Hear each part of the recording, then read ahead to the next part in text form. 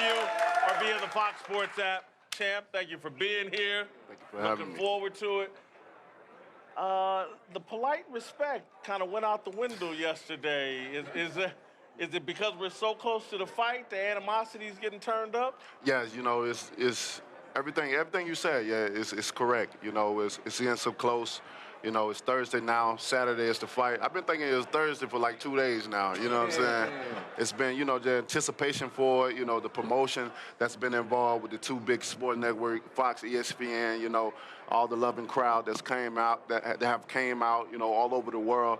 You know, it's ready. The emotions came out, you know, in that press conference. You know, all the other press conferences, we know we was cordial with each other. You know, I like Fury though, you know what I'm saying? You know, and like I've told you before, I know. You know, especially dealing with the heavyweight division where we were and where we are now, it's a big difference. And we need two characters like ourselves to entertain the crowd, but not only entertain, but when it's time to show up, we're definitely going to show out. Now, look, you just said it, and you said it at the Super Bowl when we were talking, that you like Fury, but you got a strange way of showing that, you know, because the way it went down yesterday, did he touch any buttons with you? Because it certainly looked like you got under his skin yesterday. Well, I definitely got under his skin, you know, with certain things, but, you know, certain things I just keep to myself when it comes to certain fighters, you know, especially when they're dealing with their personal lives, and so, you know, I keep it, but, you know, it was just one of those things where, you know, you bring your emotions out and you bring your best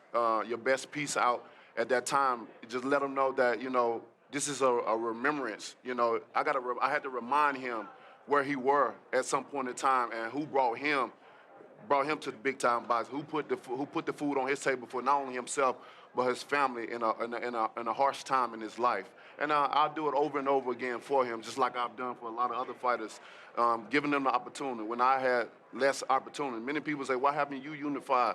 And it's a simple question, because I haven't had the opportunity to do so as all the other guys, because of the power I display, my demeanor about myself, and my warrior mindset, and my king demeanor, you know, so. Yeah, I mean, some would say you crossed the line because you went personal. I wouldn't call it that, but you went all in. Why the choice to go all in on a Wednesday press conference? Yeah, because I heard an interview, and he was talking about how he brought me to big time boxing, and you know, and I kind of found it offensive for him to say so when, you know, we know where we came, how far we've came. He know the journey that he came from, you know, and he know why he's in this position. Not only did I bring him back, but I did something that a lot of champions wouldn't do. I gave him 50-50. I said, bro, I'm gonna bring you back and I'm gonna give you half of the pie. How many people would do that? You know what I'm saying? That's just my heart as a champion, my heart as a person, to look at a person that's down, you know what I'm saying, down on his shield.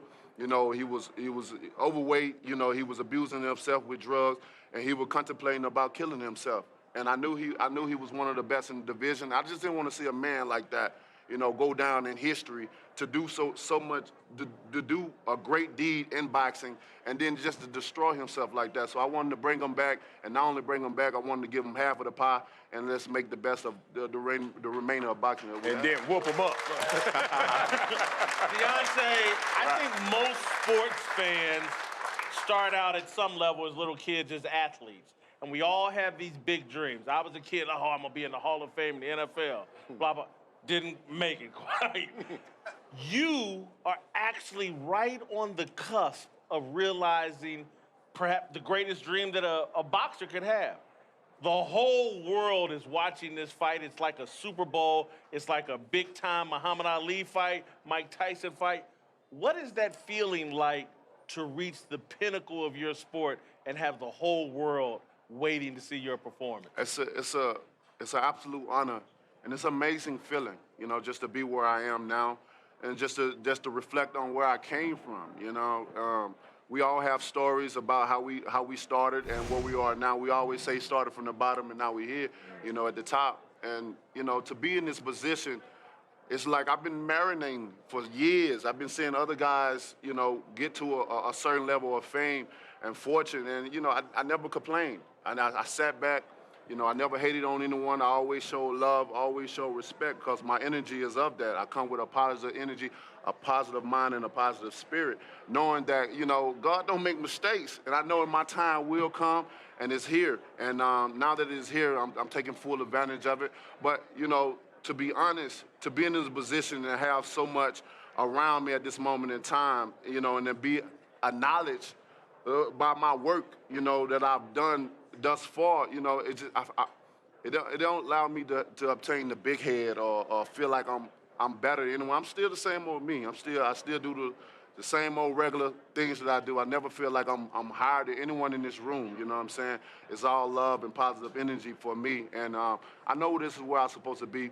You know, like I said before, we all have greatness in us, for greatness is only determined by service. And that's just each and every time that I'm in my occupation or even outside of my occupation, I want to provide my greatness. I'm a leader. You know, I lead by example. I'm a trendsetter. You know, I've always been that way. My father always taught me and my brothers to never be like no one else. Be yourself, because it's more comfortable being in your own skin, being yourself, knowing what you can do and what you can't do, and what you can't do, you can train yourself. They say practice makes perfect, and you can do that within your household and then bring it outside of your household. I never want to carry that burden on me that I live beyond my means or I do things that are not of me, and then when I go home, I have to take that vest off and say, you know, nobody's looking, I can be myself.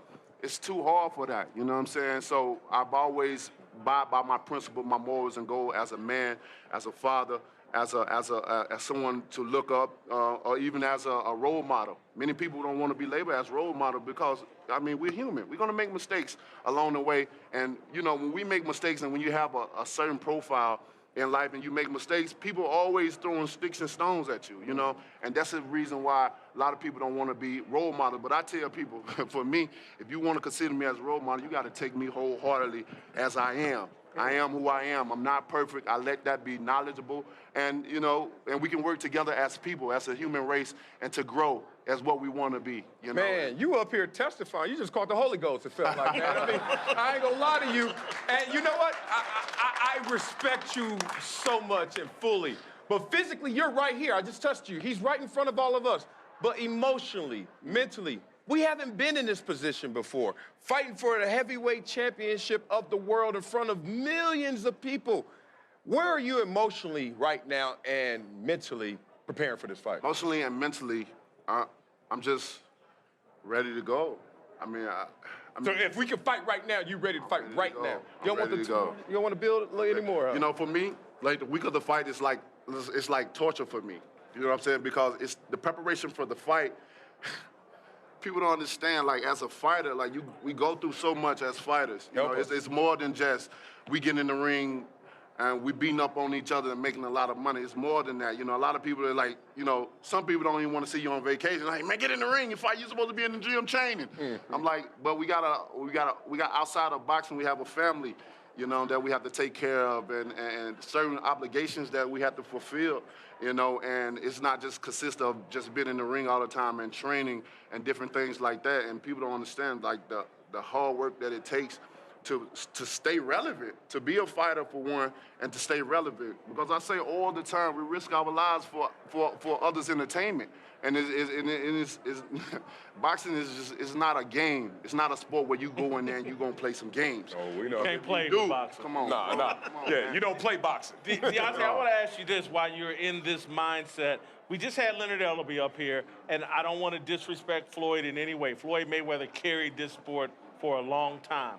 But I believe the heavyweight can carry it even higher because of the knockout power, because of the 100, 200-year history of the heavyweight champion being the baddest man on the planet. Don't you think you or Fury, if this fight goes off the way that we think it will carry the sport back and benefit the entire sport? Most definitely. I truly believe in that.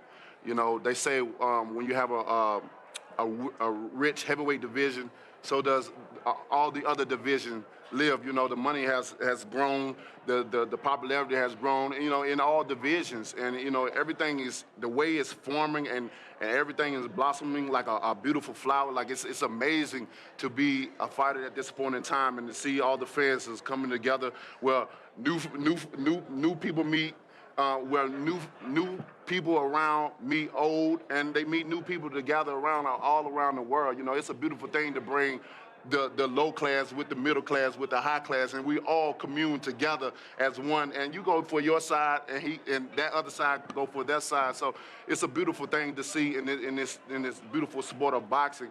And I think it always has been the saying, that when you have a strong heavyweight in the division, long live the whole division as a whole. Thanks for watching. Subscribe here to get the latest from the show. And be sure to check out more of the best clips from Speak For Yourself, or go watch a few segments from our other shows on FS1.